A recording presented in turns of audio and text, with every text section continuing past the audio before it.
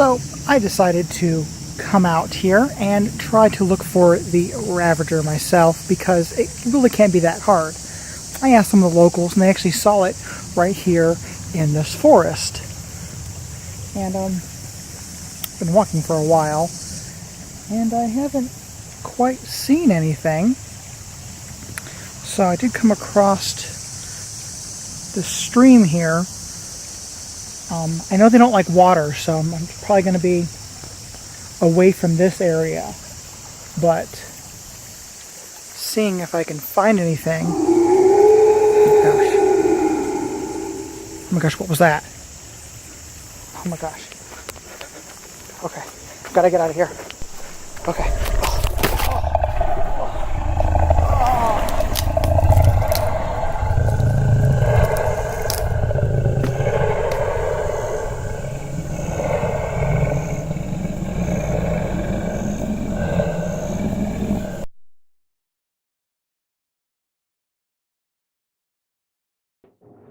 In Hunt the Ravager, one player will be playing the Ravager, which is a mechanical insectoid species trying to steal magic silos from the Militia.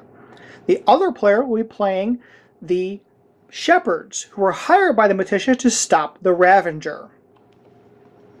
To set up the game, you will take the main deck of cards, give them a good shuffle, and then place them out on this 7x5 grid. Then you will align the A, B, C, D, E on the one side, and of course 1 through 7 on the other side. Whichever player is playing as the Ravager first, they will get this little screen that they will hide their little notepad behind, and this will be how they'll track their movements, because the Ravager move in secret. They will also be given these 5 fuel cards, and they'll be given these track tokens. The player that is playing the Shepherds will have the 3 Shepherd tokens, and they will have these 3 magic silos that they will place on the board. Also, there is this time token, and the time token is going to start off right above the 1 column on the board, and that'll be used to track the maximum number of rounds that could happen. So the first thing that's going to happen is the Ravager player is going to take their little sheet here, and on this sheet they are going to go ahead and they're going to mark their lair location. So their lair location can be any of the squares here, except for anything that is a permanent wasteland. So it's any of these with these red mountains on them, or it cannot be any place with a lake, because the Ravagers don't really like water all that much. So any place that is a water or one of the permanent wastelands, they cannot choose. So they will choose that in secret behind their screen and mark that down onto their sheet. Once that has been marked down, then the player playing the Shepherd players is going to place their magic silos onto 3 different location cards. Again, not one of the lake cards and not one of the permanent wasteland cards. So they can go ahead and they can place one, say, right here into that forest. They can go ahead and place one, into this field. And let's just say they want to place the other one right over here into these mountains. So those are all legal placements. Also, another thing that you can't do is you cannot put the silos adjacent to each other. So, for example, I couldn't put the silo right there because that would be adjacent to the other one that is there. Once that is done, then the player with the Shepherd player will take their 3 Shepherd tokens and they will place them on the board on the axis, I guess you would say, of 4 of the cards, each one into a different space. So I'm going to go ahead and I'm going to place this guy right here, right next to that silo over there. I think this guy's going to go right over here at that junction, and this guy's going to go right up here in this top corner. So now the Ravager player gets to take their turn. So they're going to select one of the silos that are out, and they're going to remove it from the board. So let's say I decide that I want to take this silo that is right here. So I'm going to remove that silo from the board. Then I'm going to mark that location with one of my markers right there, saying that that was the first location that they were at, because obviously the shepherds would have noticed, hey, that silo was suddenly missing. They would definitely notice that. So what you will do is you will go onto your sheet here, and in the first slot under day 1, you're going to mark that location, right over here, silo location. You're going to mark where that silo was located using the grid that is on the board. So for example, this would be at D5. So it is row D, column 5. That is where that silo was. So you're going to mark that in that first slot right there. Then you get to move twice. So you have 2 slots under day 1, because this is the first day. That's where we have our marker at. And you're going to be able to move 1 space in any direction that you want to. And then you move a second space in any direction that you want to. So they were right here at D5. Now they have a choice. They can go to any of the spaces around that card, going towards wherever their layer actually is. So they will move along and mark down which spot they move to, and then they will mark down the next spot that they move to on here. Once they are done, they will tell the shepherd player that they have completed their turn. Now the shepherd player gets to take their turn. The first thing they get to do is they get to move each of their shepherds up to 2 spots. So if they want to, we could move this shepherd, go 1 and 2, and now that shepherd is down here, we could go ahead and move this shepherd 1, 2 up there, and this shepherd is going to start coming over here 1 and 2. Now the shepherd has a bunch of different options that each shepherd token can take.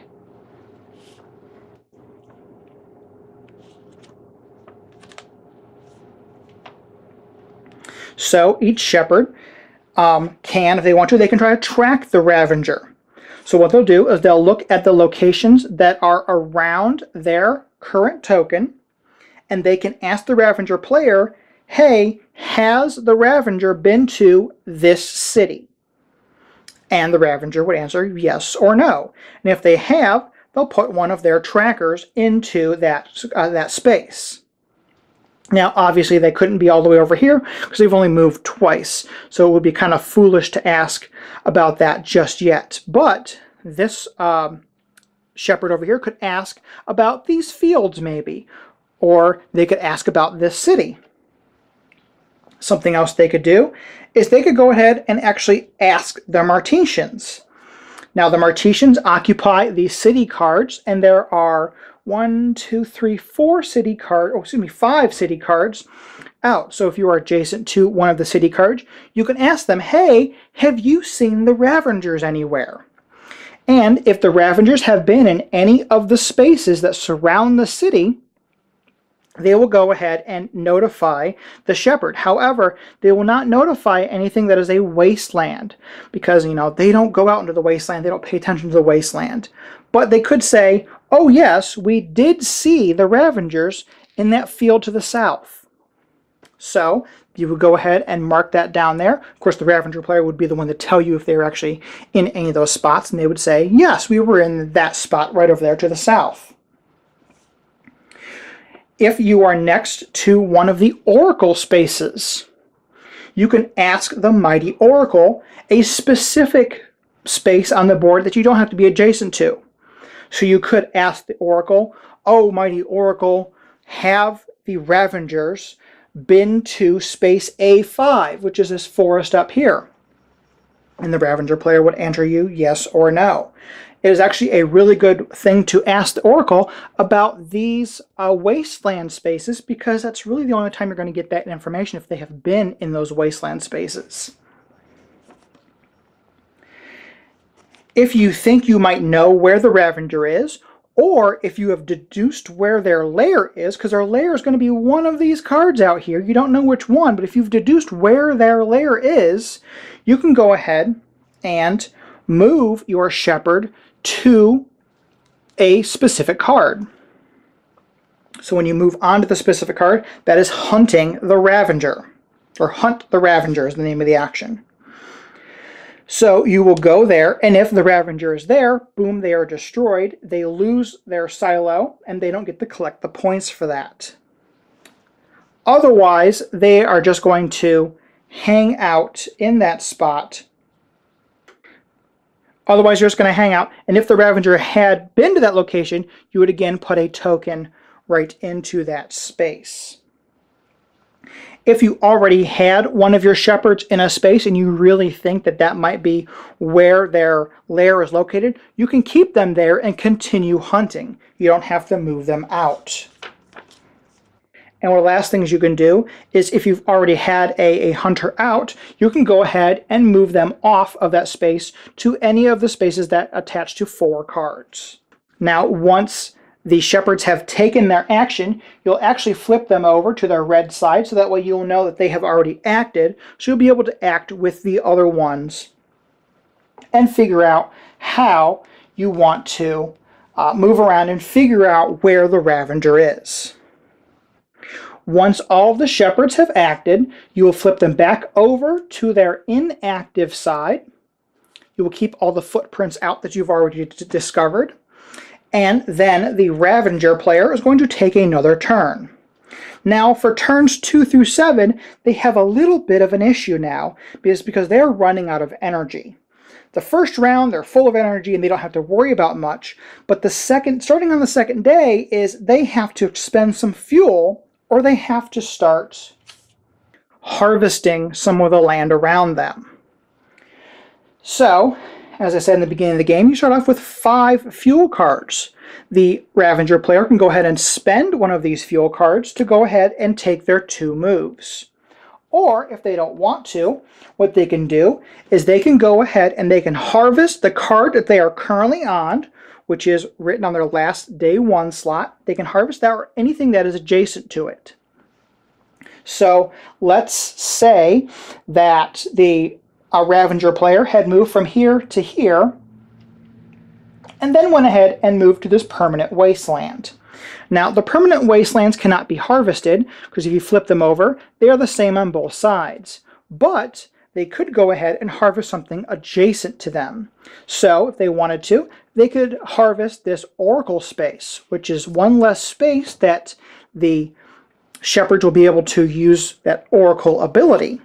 But also, that will give the shepherds a little bit of information about where the other player was.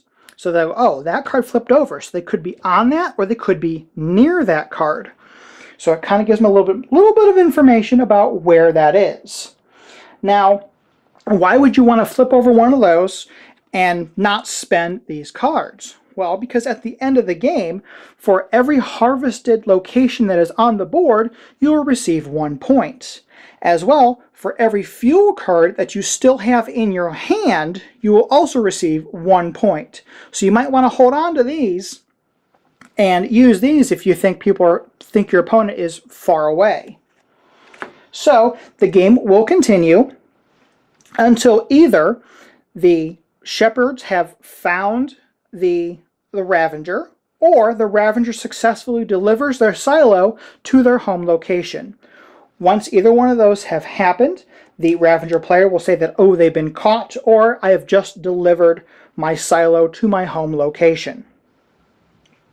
And of course, when you go into each new day, is you move this token down every time a new day happens. And if it gets to the end of the track, well, the Ravagers have unsuccessfully gotten their silo to their home base, so they will actually lose that silo as well. So once a full week has completed, or the shepherds have successfully stopped the Ravager, or the Ravager has gotten the silo to their home location, you will go ahead and reset for another week. So the token will go back to the beginning of the thing. Everything that had a footprint is going to flip over to a green side, so you know where the Ravengers have gone, but it might not be the path for this turn.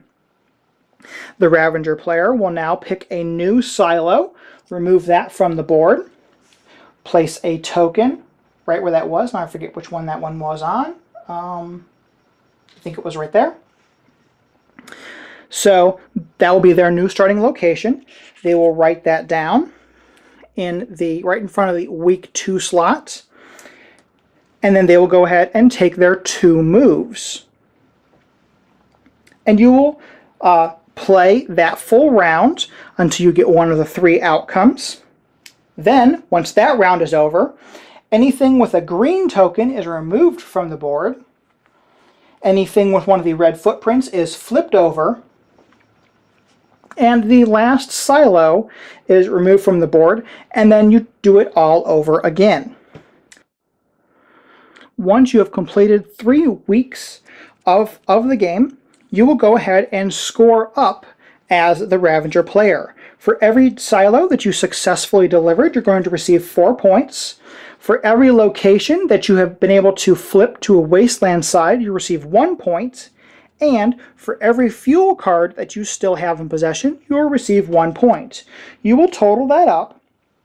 Then, whoever is the Ravager player will go ahead and hand all of their stuff to the Shepherd player, and the Shepherd player will go ahead and take that, and then the previous Ravager player will take all the Shepherd tokens. They'll be removed from the board. All the tokens on the board will be removed. And then any cards that were flipped over get flipped back over to their regular side. And then you'll go ahead and play again on opposite rolls. You will play again with 3 weeks, and you will total your score, and whoever has the highest score is the winner of Hunt the Ravager. Punchboard Media, where we all bring something to the table. Pull up a chair at punchboardmedia.com. So that is Hunt the Ravager. This is a pretty cool little game. It is only 2 players, and I really like that. It can actually play very, very quickly because you don't know, as the Shepherd player, where they have put their lair. So you could end up actually putting one of the silos right on their lair. Now, there's a little strategy with that, is do you go ahead and say, okay, I've already done that successfully. That might tip them off that the lair was really, really close. Or do you go ahead and pick up that silo and kind of march it around a little bit to throw them off as to where the lair actually is. And I like the switching of the rolls so that you can see is, okay, this is what my score was, and let's just see how good you can do on the other side. Now, I really like hidden movement games, so this is something that I really enjoyed. Will isn't really a big fan of them, but he did have some fun playing this game. This is also the second version of this game that I've had. I had a previous prototype before where I was able to learn the gist of the game, but this one was sent to me, and this one's going to be a little bit closer to what Kickstarter backers are going to be able to receive. The artwork has been brightened up, almost illuminated from what I have seen. The silos have gone through a complete overhaul, and this game is just really, really pretty on the table. So people will walk by and look and be like, what are you playing? Because there's not a lot of moving parts on the board. It's just 2 people kind of staring at this beautiful artwork and trying to figure out how to move around and do what they need to do in this game. But if Hunt the Ravager looks like something that you would enjoy, down below I'm going to have a link for their Kickstarter so you can check it out. And as always, please do not forget to like, share, subscribe, and help support Cloak and Meeple. On my next page, you will find my Patreon page, but also a quick note is we have Cloak and Meeple shirts available right now at geekygoodies.com.